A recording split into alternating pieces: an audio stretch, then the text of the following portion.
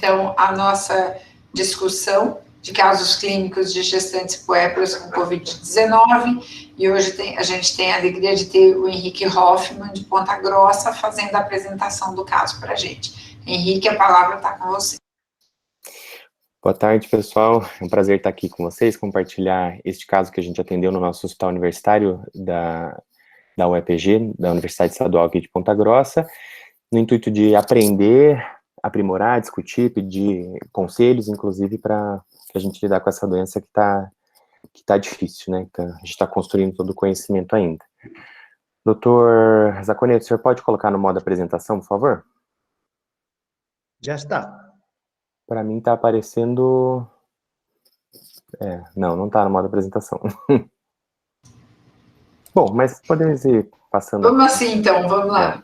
Pode passar para o próximo slide, por favor. Eu já passei. Não passou. Acho que tem que sair do modo apresentação. Aí, agora passou. Então, opa, volta um, por favor. Aí. O descritor da apresentação que eu recebi foi para falar desses 10 pontos. Eu vou tentar englobar todos eles no corpo da apresentação, né? Falar sobre o caso, os fatores de risco, dados do pré-natal, do parto, anestesia, do recém-nascido, do puerpério, do óbito ou near miss, da atenção hospitalar e do relato de família. Eu não dividi a apresentação necessariamente nestes tópicos, mas tentei falar de todos eles durante a apresentação. Vou passar para o próximo, professor.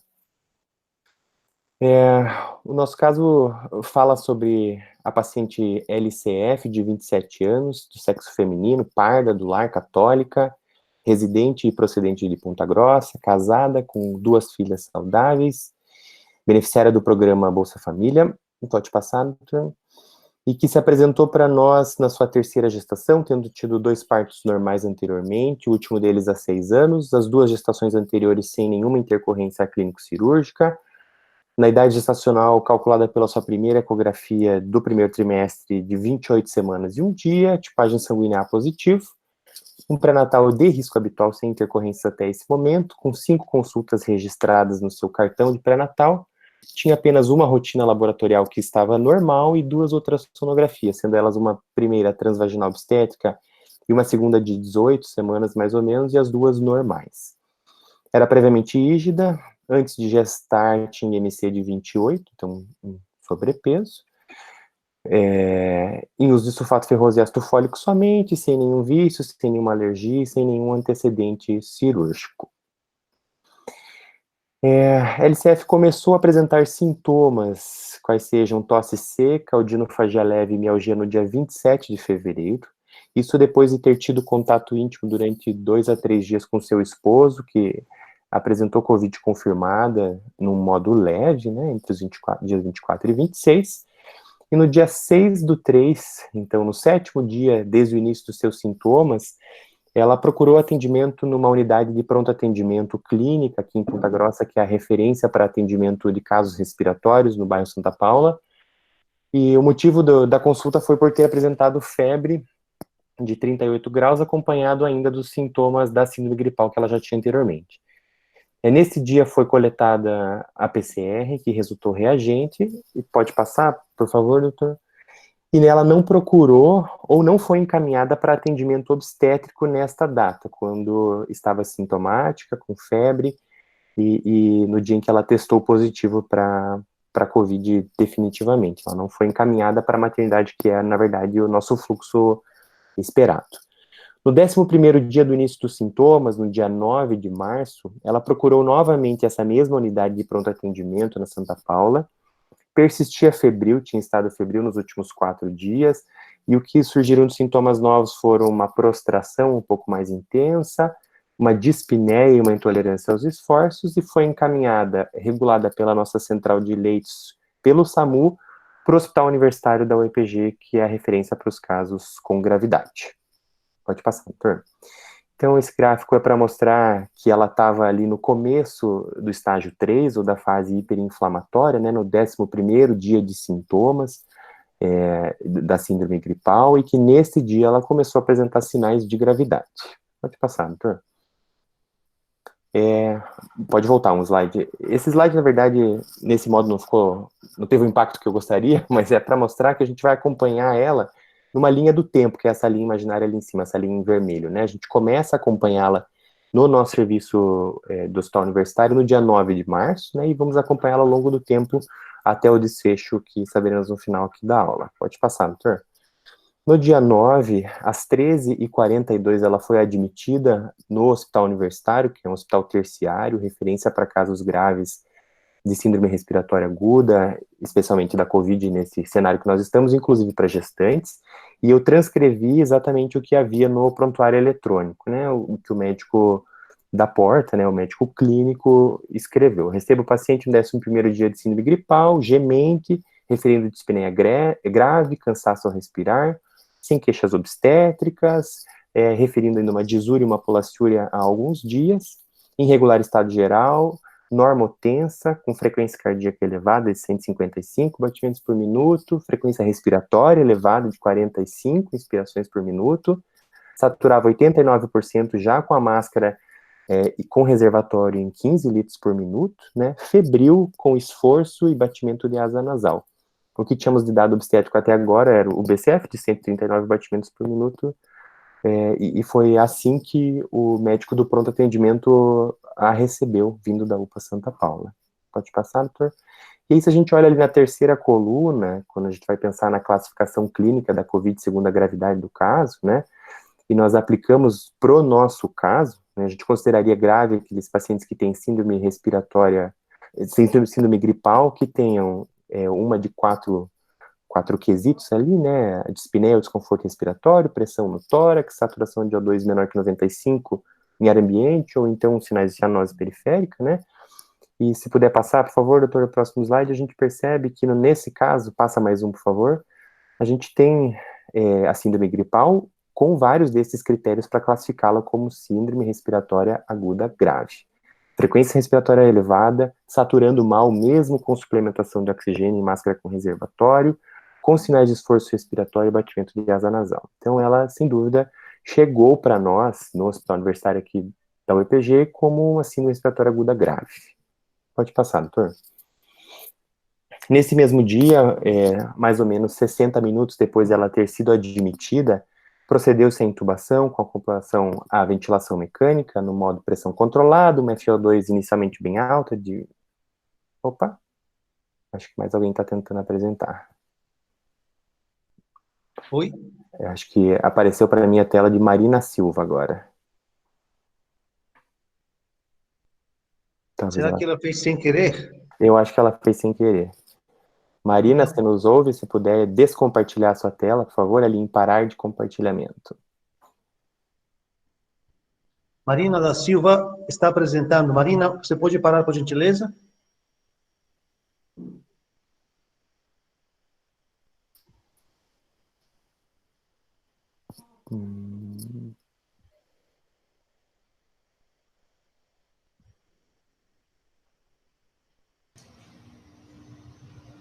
Ok. Compartilha de novo, Zaconeta. Obrigada.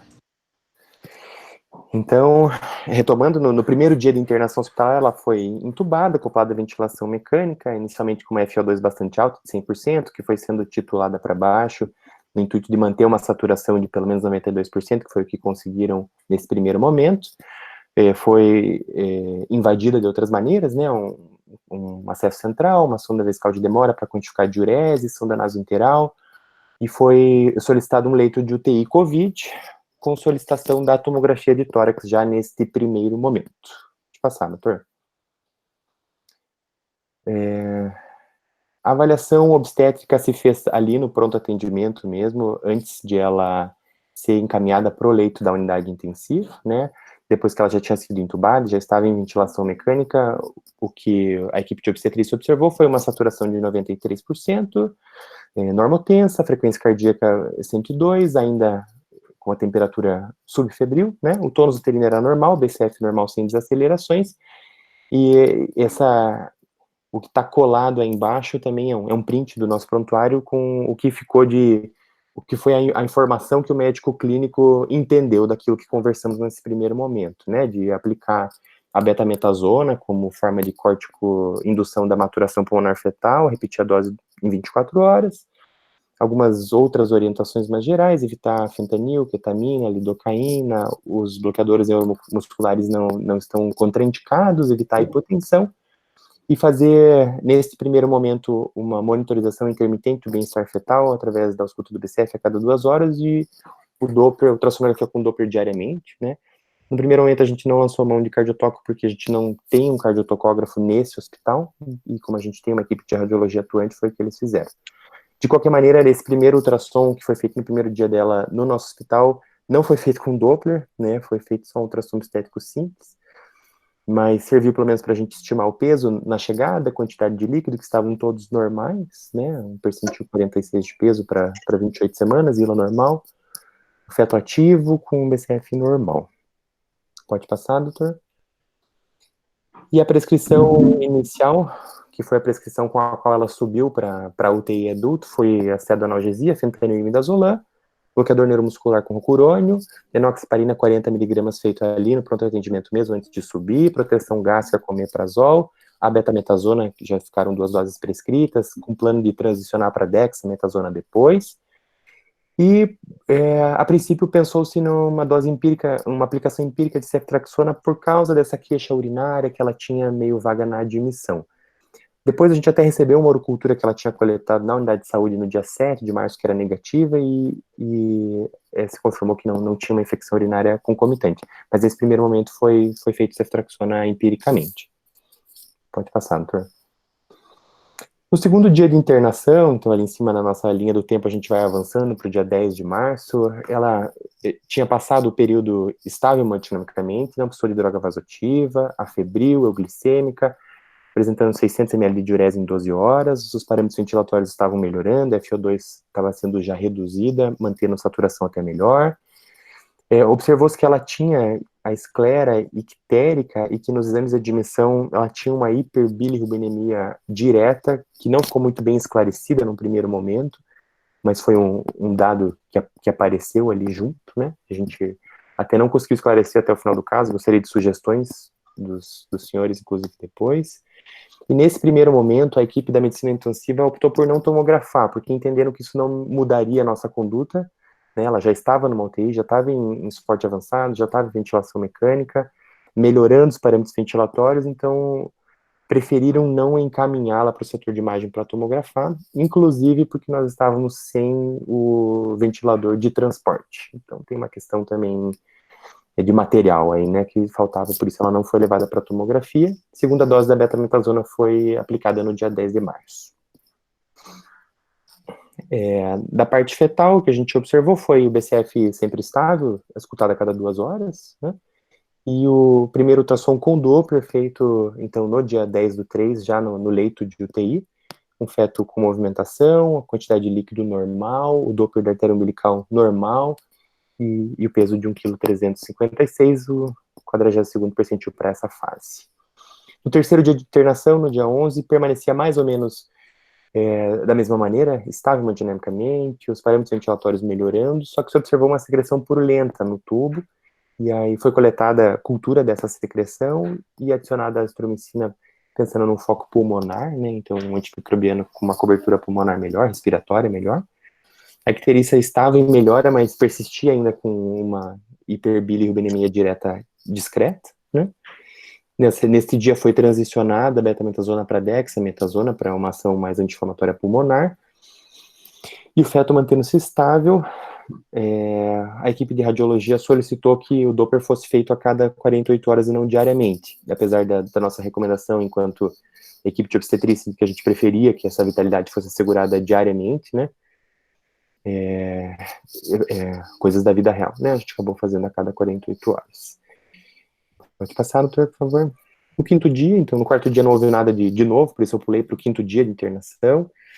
Ela apresentou alguns episódios de hipotensão durante o período da manhã, inicialmente foi responsiva a volume, tinha alguns sinais, assim, de que podia estar sendo mais mal perfundida, por exemplo, ficou oligúrica e taquicárdica durante o período da manhã e da tarde, voltou a estar febril e precisar de uma FO2 mais alta na ventilação mecânica, parecia ter alguma piora da parte pulmonar, a hipótese aventada foi uma sepse pulmonar, né? A equipe da medicina intensiva optou por escalonar o antibiótico protazocin, e enquanto aguardava ainda as culturas do tubo que tinham sido coletadas 2 dias anteriormente, que no final do dia acabaram resultando negativas, né, curiosamente, mas ela tinha uma piora clínica da parte pulmonar, e aí optou-se por escalonar o antibiótico segundo orientações da nossa Comissão de Controle de Infecção. Um achado adicional nesse 5º dia foi uma hemoglobina baixa de 7,1. A princípio era normo-normo, parecia uma anemia normo-normo, não teve nenhum foco de sangramento identificável, né, nesse primeiro momento. E em face dos sinais de má perfusão e essa hemoglobina baixa, a gente optou por transfundir um concentrado de hemácias, né, para ver se isso ajudava até no manejo da sepse. Da parte do feto ainda continuava tudo bem, BCF sempre bem, o ultrassom obstétrico com Doppler que foi pedido nesse dia por esta piora clínica permanecia normal, com Doppler da umbilical inclusive normal, quantidade de líquido também inalterada. No 6º dia, um dia depois, persistiu ligúrica, apesar de hemodinamicamente estável, persistia febril, né, e houve uma piora da leucocitose no hemograma de controle que a gente estava fazendo e é feito diariamente, né. A sepse pulmonar ainda era a nossa principal hipótese, né, persistia em tratamento no novo antibiótico, que agora estava fazendo 24 horas, portanto, chegando em níveis terapêuticos agora, né, por isso foi optado por uma conduta mais expectante e observando o bem-estar fetal que persistia inalterado e normal nesse dia. Pode passar, doutor? E aí, no 8º dia, ela passou o 7º dia mais ou menos do mesmo jeito. No 8º dia de internação, então se ela internou no 11º dia de sintomas, esse é o 19º dia do início dos sintomas da síndrome respiratória, ela se apresentou com instabilidade hemodinâmica pela primeira vez, né? Além de manter a oligúrica, ficou hipotensa, não responsiva à reposição volêmica parcimoniosa que foi feita, né? Optou-se por iniciar a droga vasoativa, noradrenalina em doses baixas e titulando para cima, né? Um novo escalonamento de antibiótico, já era o 3º dia de Tazocin, com pouca resposta clínica, optou-se por pensar em uma cobertura diferente, por isso prescrito o meropenem. E neste dia foi o primeiro dia em que observamos repercussões fetais do quadro materno, né? A ultrassonografia mostrava um feto um pouco mais hipoativo, um ILA reduzido, né, de 75 milímetros foi aferido, mas com Doppler ainda normal, né. Preocupamos com a hipótese de deterioração do quadro materno, especialmente porque ao longo do dia ela foi precisando de droga vasoativa em doses progressivamente mais altas, né, para tentar manter pressão e perfusão. E às 15 horas a gente conversou, a equipe de obstetras de plantão, a equipe da medicina intensiva, e pensamos numa interrupção programada da gestação por causa da piora pronunciada do quadro materno, né? Foi feito contato com os familiares, que era feito diariamente, né? Todos os dias tem um boletim que é passado para os familiares. Nesse dia foi um pouco mais cedo, a gente chamou a mãe da paciente para conversar a respeito dessa piora clínica, das implicações para ela e para bebê, né? E programamos a interrupção da gestação para o final do dia, prescrito sulfato de magnésio, né, e mobilizadas as equipes. Às 21h46, então, nasceu a RN de sexo feminino, a paciente foi submetida à cesariana, né, no dia 16, e a justificativa para essa cesariana foi Covid grave, com sepse de foco pulmonar presumida e deterioração do quadro materno. Observou-se um líquido meconial que foi descrito como meconial fluido, era um líquido mais escurecido, tendendo a esverdeado, assim, né? O contamento foi imediato, entregue à equipe da neonatologia, sulfato de magnésio suspendido logo após o clampamento do cordão, né? E aí, sobre os dados da RN, né, então, eu mudei a cor do quadrinho ali em cima, o primeiro dia de internação da bebê, né, nasceu uma bebê nativiva, MVFF, feminina, 1,344 kg, um capurro de 29 semanas, que era compatível com o que a gente calculava pela idade ecográfica, precisou de manobra de reanimação, 5 ciclos de VPP, teve uma PCR, 2 ciclos de reanimação com adrenalina no tubo, e aí retornou à circulação espontânea, calculado um Apgar de 3, 5 e 7, foi encaminhada para a UTI neonatal, onde recebeu a primeira de 2 doses Mais alguém apresentando. O senhor volta a sua tela, doutor, por favor. Sim.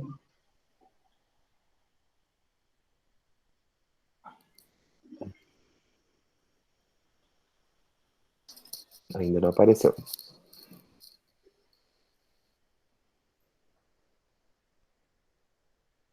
Agora sim. Então, na UTI neonatal, ela recebeu a primeira de 2 doses de surfactante, que receberia durante sua internação. Foi feita uma expansão volêmica e iniciado antibiótico logo na chegada. Pode passar, doutor. Voltando para a nossa primeira paciente, que é a mãe, né? No primeiro pós-operatório de cesariana, a gente já observou uma melhora expressiva do quadro clínico de maneira geral, né, de parâmetros hemodinâmicos e ventilatórios também. Ela não precisou mais de droga vasoativa, ao final da cesariana já tinha sido suspensa, né?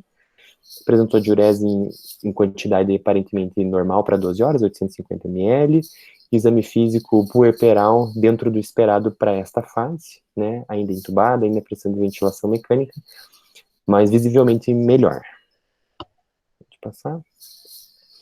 E aí os próximos dias foram dias de boa evolução, dias de boa melhora, né, no dia 18 foi o primeiro dia que ela esteve afebril, desde que fomos escalonando os antibióticos para cima, era o 4º dia de meropenem, segundo dia de puerpério, né, de pós-cesariana.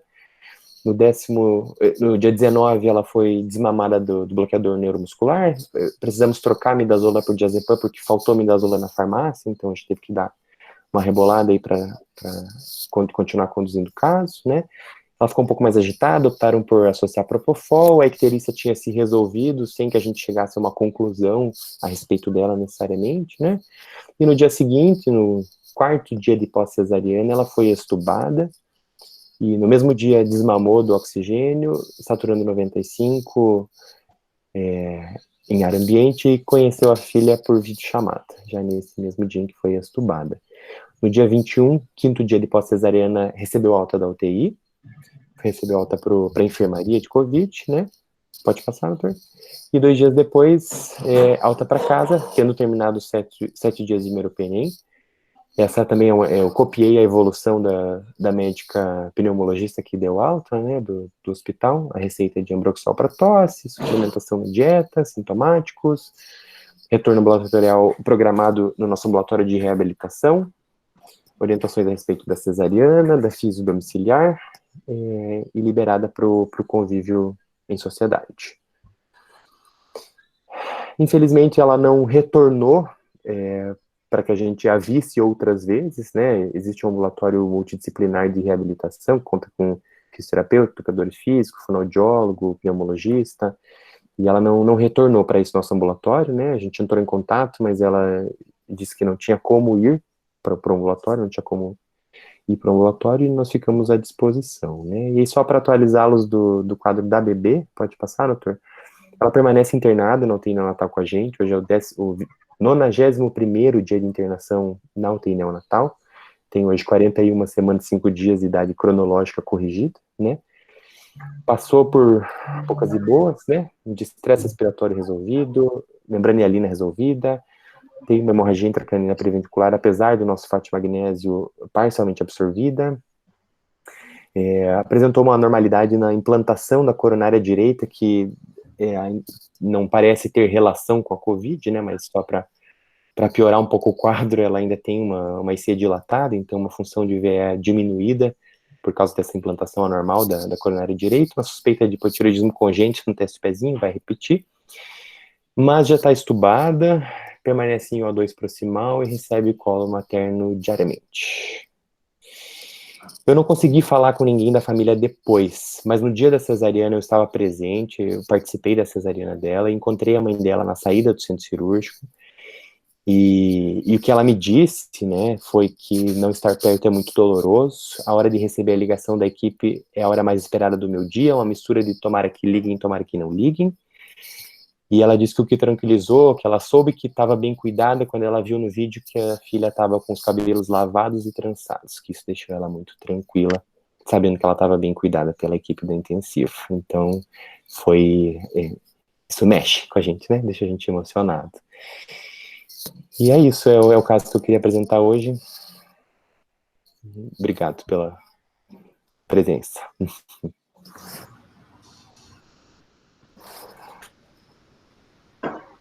Henrique, achei a sua apresentação excelente, né? Traz para a gente é muito bom quando a gente discute casos que deram certo, né? Me emocionou também a fala da mãe de ver os cabelos trançados e isso porque eu tenho visto uma dedicação absurda assim do grupo nosso da UTI aqui também, da enfermagem, das técnicas principalmente, de manter essas gestantes com um cuidado, né? O que elas mais pedem para a gente fivelas, elásticos, shampoo, né? Condicionador, e elas até brincaram com a gente, né? Falaram, poxa, as pacientes de vocês têm cabelo demais. Então, é uma coisa interessante, mas eu acho que a gente precisa compartilhar isso também, né? Porque faz parte da gente humanizar todo o tratamento, né, e de tratar essas pessoas com a dignidade que elas merecem, independente do quanto estão expostas ali numa unidade de terapia intensiva, né? Então, acho que isso é bem interessante também, né?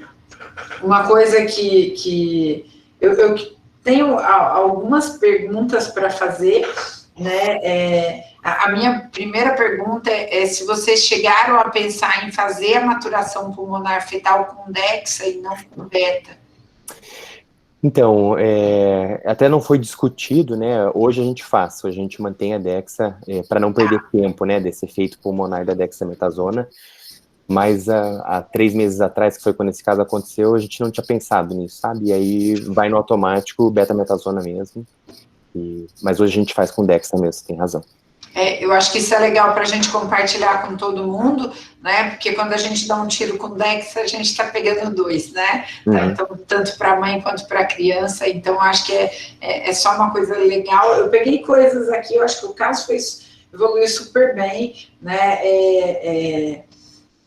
Peguei algumas coisas para a gente conversar mais, assim, por conta de compartilhar mesmo com todo mundo, né? Tem uma hora ali que vocês também falam que vocês preferiram para que não usasse a ketamina, né? A cetamina. Foi por algum motivo? Na verdade, essa orientação veio mais da equipe da anestésio. Eu até não discuti com eles do porquê que eles preferiram não usar. Não sei se por uma falta no hospital, de repente, ou uma escassez do princípio ativo, né? Mas não foi uma recomendação da obstetrícia, inicialmente, né? Foi da equipe da anestésio. E uma outra coisa, só a última coisa que eu queria deixar, né, que, assim, é muito difícil, e isso faz parte mais da gente trabalhar nisso para melhorar, pensando na nossa assistência total às gestantes de alto risco, né? É muito difícil estar numa situação onde a gente vai ter que acompanhar uma gestação que vai ter alteração de oxigenação e a gente não tem disponível um aparelho de cardiotocografia, porque as primeiras alterações vão estar ali. Né? O Doppler é um marcador que a gente tem, que é um marcador de hipoxia crônica, né? Então a gente não viu o Doppler alterar no COVID, exceto em gestantes que já tinham outro problema, né? Então acho que é legal estar compartilhando isso, né? Mas não sei se a gente tem gestores aqui, mas se tiver um pedido para que comprem uma cardiotocografia e deixem nas maternidades que vão atender gestante com Covid, porque quanto mais a gente tem propedêutica armada, mais a gente consegue segurar, né? Talvez a gente tivesse segurado a resolução aqui, né? Hoje a gente tem feito resolução muito mais por indicação fetal do que por indicação materna.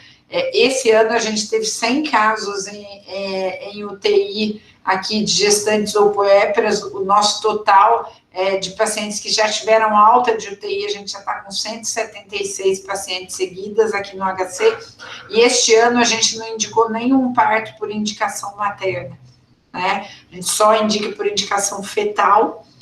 Isso é uma coisa que é difícil de mudar, esse preset que a gente já tem na alma e na cabeça, e que é nosso e do intensivista.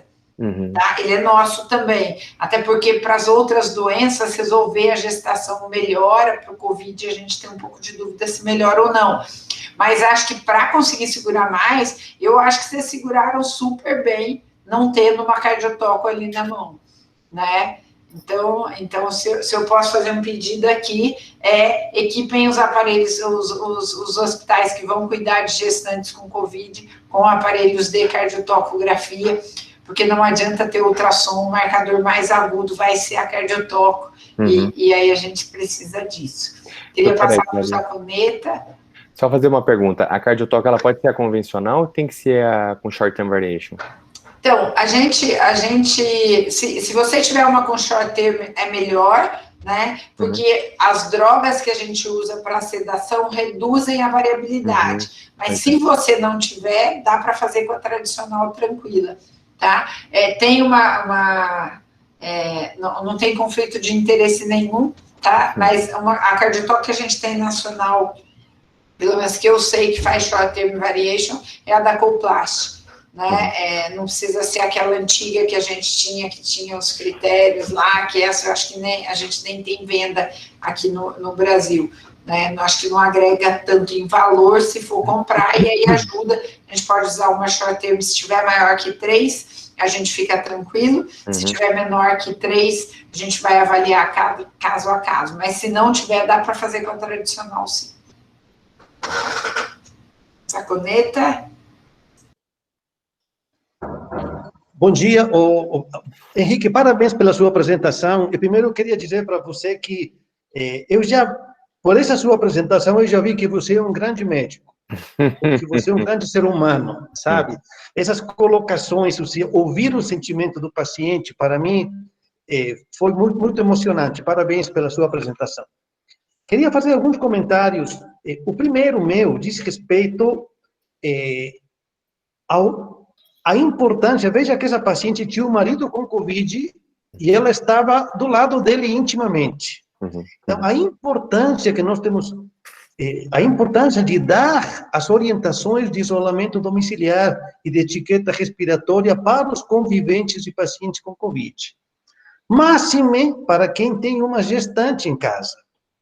Então, acho que não podemos esquecer, quando a gente for tiver um paciente com Covid, orientá-lo para que ele tenha medidas de proteção para a sua família também. A segunda coisa que eu queria chamar a atenção era, essa paciente esteve no D7, na UPA, e você sabe nos dizer se ela recebeu orientações, se ela tinha monitoramento diário de sintomas? Estão conseguindo fazer isso lá no seu estado, no seu município? Não, doutor. Existe uma orientação durante o atendimento na unidade de pronto atendimento, né? Na triagem, tem uma consulta médica, tem uma pós-consulta de equipe de enfermagem, e uma orientação, mas não tem um segmento, sabe? Não existe uma ligação para saber se está tudo ok, ela não tem um retorno programado. É uma orientação de sinais de gravidade, se houver sinais, retorno. Procura novamente o serviço de saúde. Então, eu acho que essa é uma coisa também, novamente, para os nossos gestores, um elemento de baixo custo, que é o celular. Hoje quase todo mundo tem celular. Então, assim, estipular, deixar um pessoal alocado para isso, para fazer as ligações diárias, principalmente entre o 7º e o 14º dia, que é quando essas pacientes pioram, e que emblematicamente foi o que aconteceu com a sua. Outra coisa interessante aqui é o registro da frequência respiratória. Nós não temos costume de registrar a frequência respiratória. Quem já tentou contar a frequência respiratória é difícil, porque quando você está olhando, a paciente respira diferente, mas é uma informação muito valiosa, e muito valiosa com o Covid. Então, registrem a frequência respiratória, porque esse pode ser o sinal de alerta que vai definir para onde você vai mandar a paciente. Às vezes ela não tem nada, mas já está taquipneica. E aqui eu queria pedir, quando a paciente estava internada, vocês receberam alguns conselhos muito bons. Falaram usar corticoide, evitar hipotensão, quando ela já estava internada. Esse é um conselho de ouro. E aqui eu queria pedir para a Rosana fazer um comentário, porque já que essa paciente estava entubada, estavam preocupados com o feto, diz respeito a PCO2, que a PCO2 é diferente, tem um parâmetro de 45, eu queria que a Rosana desse esse comentário positivo.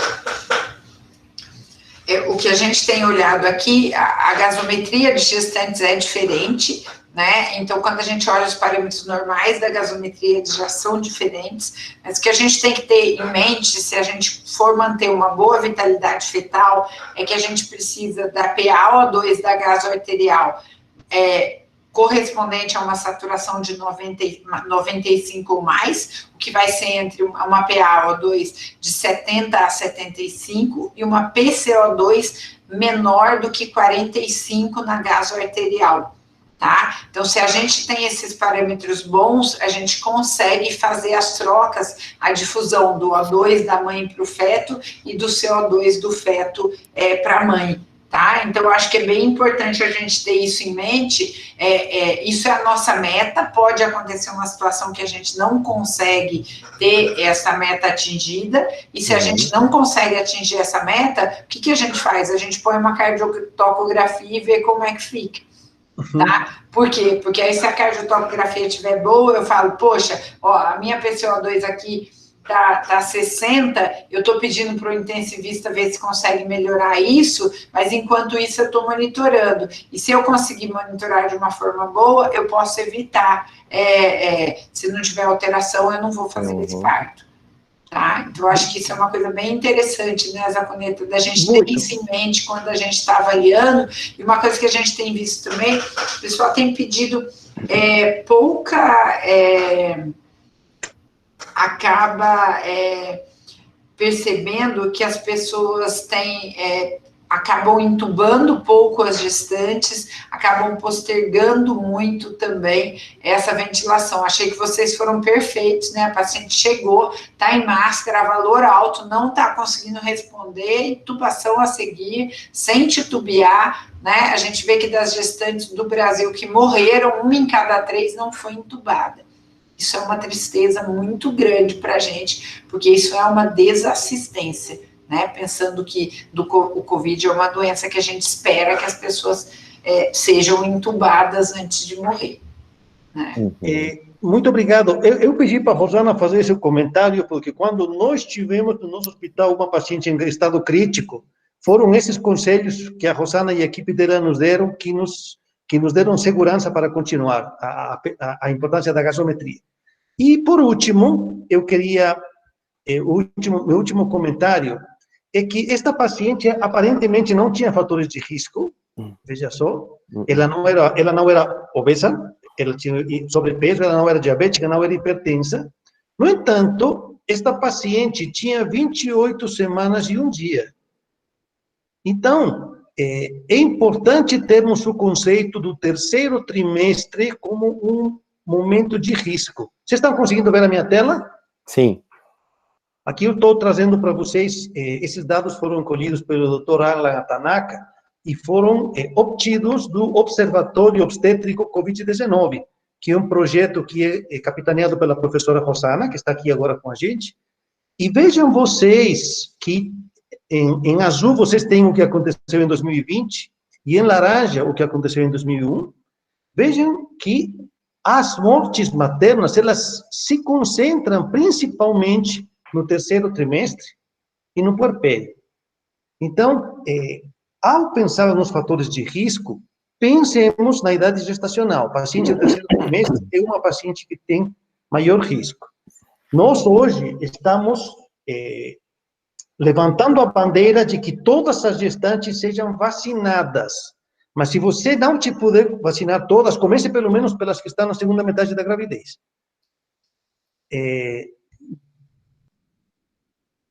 Não sei se algum... Eu acho que esses são meus comentários. Obrigado.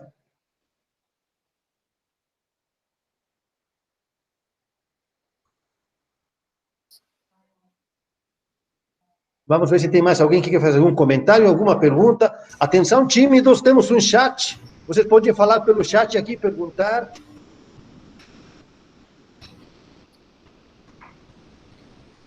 Aqui temos uma pergunta de Adriana Crivoi. O RN foi testado, Henrique? Não, o RN não foi testado, doutor. Ele foi isolado, quarentenado na UTI neonatal, mas não foi testado. Muito bem. Não sei se isso é rotina nos outros serviços, testar os bebês que nascem de mães A infectadas. gente tem por rotina testar, né? Faz 48 horas após o parto, algumas pessoas estão falando em fazer 24 horas após o parto. A positividade que a gente tem é de 2%, positividade de swab de orofaringe, né? Então, é uma positividade que é baixa, né? Acho que tem que ser só algo considerado, principalmente se a gente vê que a evolução não está sendo muito boa, né? Não dá para fazer sorologia, porque para a gente ter uma sorologia que fosse considerada útil, né, teria que ser um IgM, porque o IgM é a criança que produz. O IgG pode passar pela placenta. Então, ter um IgG positivo no feto pode significar só que a mãe passou. Então, a gente teria que fazer um PCR mesmo de orofaringe, porque o IgM ainda é um teste muito ruim para a COVID. Aqui ficou uma pergunta em aberto. Nós sabemos que a COVID ela pode causar um quadro de hepatite viral. Mas o Henrique perguntou para nós sobre a icterícia, e eu queria perguntar para a Rosana se no grande volume que eles tiveram, se observaram casos de hepatite ictérica em pacientes com COVID, Rosana? Desculpa, Zaconeta, eu não ouvi, me pergunte de novo. Não, nós sabemos que a COVID-19 ela pode causar um quadro de hepatite, mas ficou em aberto a pergunta do Henrique, porque a paciente dele chegou a fazer icterícia. Aí, com essa casuística tão grande que o HC tem, Rosana, queria que você nos contasse se vocês têm tido casos de hepatite ictérica por COVID. A gente teve alguns casos com icterícia, a maior parte dos casos só aumento de TGO-TGP mesmo, mas chegamos a ter casos com aumento de TGO-TGP importante, tipo 500, né? Então, assim, mas alteração de bilirrubina foram raros os casos. Eu acho que uns 3 casos no máximo, Henrique. Legal. Mas tivemos também. Mas acho que a sua pergunta fica, de alguma maneira, respondida, né, Henrique? Porque É possível.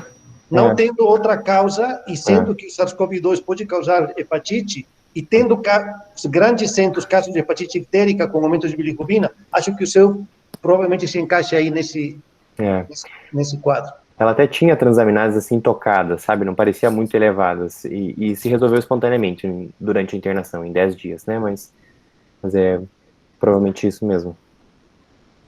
Pelo jeito. Henrique, ela tinha tomografia de tórax? Então, doutora, ela não foi tomografada porque, como ela já foi... por 2 problemas que eu até citei durante a aula. Uma deles, a equipe de medicina intensiva achou que não mudaria a conduta, né? Não mudaria o tratamento ofertado. E segundo, porque a gente não tinha ventilador de transporte para descer. Ok. Foi o que eu tinha entendido na apresentação mesmo. Obrigado. Por esses 2 motivos que ela não foi tomografada.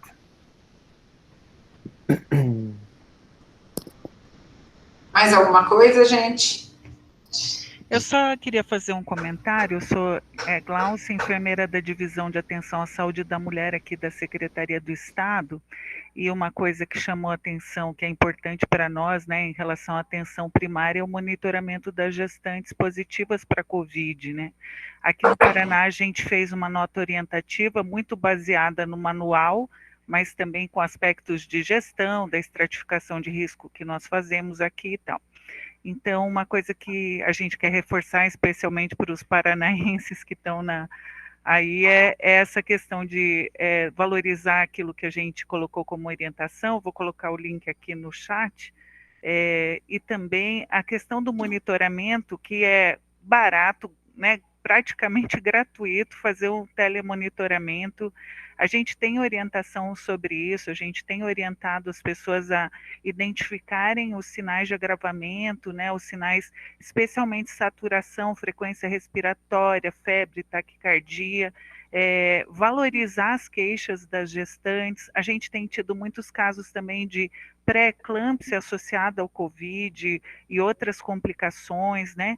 Então, considerar todas essas alterações e as orientações que todas as gestantes precisam ter, e quando elas tiverem alguma síndrome respiratória, se elas podem ir para casa, serem monitoradas. Isso é um trabalho da atenção primária, a gente acredita, e isso pode ter impacto. O que a gente tem percebido, assim, é que a piora dos quadros tem sido muito intensificada nos últimos 2 meses, e as pacientes estão agravando muito rápido, né? Então, isso tem sido assustador, porque mesmo a paciente monitorada, ela já está chegando no hospital para intubação, né? É impressionante a gente perceber isso. Então, assim, como atenção primária, como atenção hospitalar, a orientação, se a paciente for liberada, que ela realmente tenha critérios para essa liberação seguros, né, baseados aí no manual do Ministério, na nota também que usa esses critérios, e abrir os olhos com essas outras gestantes e segurar gestantes que elas precisam com saturação igual a abaixo de 95, ou frequência respiratória maior que 30, né? A gente vê alguns casos até de óbito que nem o registro da frequência respiratória tem. Assim, eu percebo que a gente tem que resgatar de novo os dados vitais, né? A pressão arterial, que é ignorada nas gestantes, a questão da paciente ser puérpera, isso ser um diferencial, a paciente ser gestante, isso ser um diferencial, né? A gente tenta fortalecer o atendimento nas maternidades, né? Não que, eventualmente, os fluxos municipais usam UPAs ou outras unidades, mas, preferencialmente, quando é possível, a gente tem tentado fortalecer o atendimento nas maternidades por ter esse olhar e diagnóstico diferencial também para outras comorbidades relacionadas à gestação, né? Então, queria só fazer esse comentário e agradecer muito a oportunidade, agradecer o doutor Henrique, que fez essa apresentação excelente, apesar das dificuldades, né? Obrigado. Obrigado, doutor Alberto, doutora Rosana também. As suas colocações foram super importantes, né? E a gente fortalecer mesmo toda uma rede de cuidado, né? Eu acho que é isso que é o mais importante, que a gente realmente possa estar fazendo esse cuidado integrado, e nós precisamos muito trabalhar um pouco e conseguir melhorar um pouco essa questão de vacinação mesmo, para a gente poder reduzir esses casos e aí trabalhar de uma forma mais segura. Henrique, super obrigado pela apresentação. O Zaconeta, deixo para você finalizar, tá bom? Um abraço para todos. Um abraço. Gente, muito obrigado. Então, tudo que é bom passa rápido, né? Então, essa reunião foi muito boa, foi muito edificante. Henrique, parabéns pela sua apresentação, parabéns pelo caso. Obrigado a todos vocês. Esperamos que vocês entrem em outras reuniões desse tipo, porque é sempre muito bom a gente trocar ideias. Estamos todos juntos, muito obrigado, tenham uma boa semana, até a próxima. Tchau, tchau, muito obrigado. Tchau, gente, tchau.